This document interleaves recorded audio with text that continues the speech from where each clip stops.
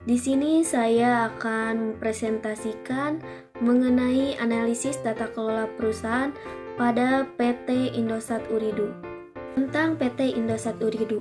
Sejarahnya, PT Indosat Ooredoo adalah salah satu penyedia jasa telekomunikasi terbesar di Indonesia yang telah beroperasi sejak tahun 1967.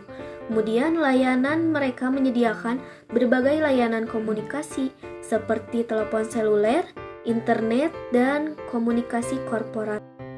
Kemudian jangkauannya, Indosat Ooredoo memiliki jangkauan luas di seluruh Indonesia, termasuk daerah pedesaan dan pulau-pulau terpencil.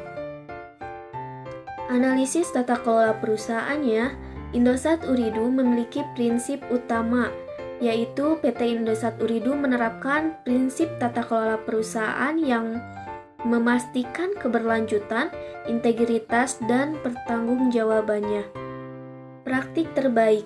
Mereka mengadopsi praktik terbaik yang mencakup transparansi, akuntabilitas, tanggung jawab sosial, dan perlindungan kepentingan pemangku kepentingan.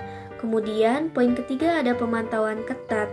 Perusahaan ini melakukan pemantauan ketat terhadap tindakan dan keputusan manajemen serta memastikan kepatuhan terhadap aturan dan peraturan yang berlaku.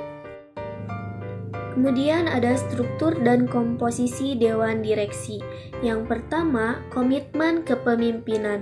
Dewan Direksi PT Indosat Ooredoo terdiri dari individu-individu pilihan yang memiliki kompetensi dan pengetahuan yang diperlukan untuk memimpin perusahaan. Kemudian yang kedua ada pemilihan anggota. Proses pemilihan anggota Dewan Direksi dilakukan dengan hati-hati dan transparan dengan mengedepankan meritokrasi dan diversitas.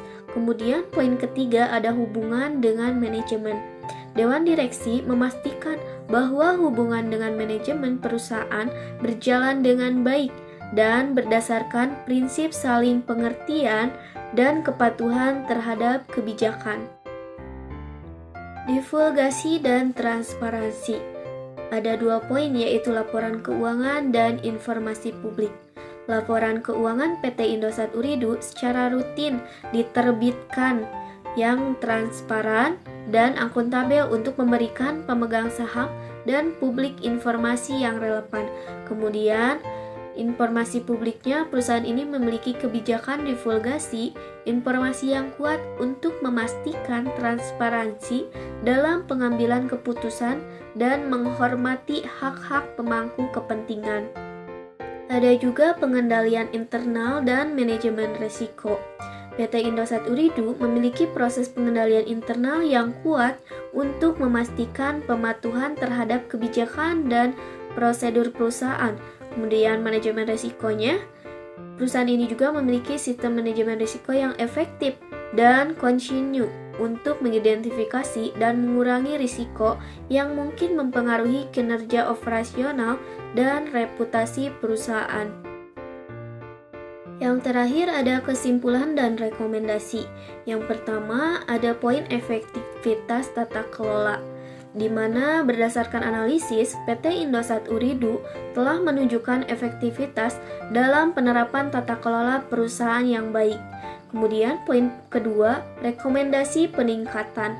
Untuk meningkatkan praktik tata kelola perusahaan, disarankan agar perusahaan terus melakukan pemantauan dan evaluasi serta melakukan inovasi yang relevan.